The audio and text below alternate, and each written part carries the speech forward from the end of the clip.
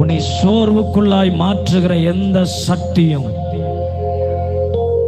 எந்த விதமான கிரியைகளும், மனுஷனுடைய தந்திரங்களும், பிசாசுடைய ஆளுகைகளும் உன்னை ஒன்றும் செய்ய முடியாது.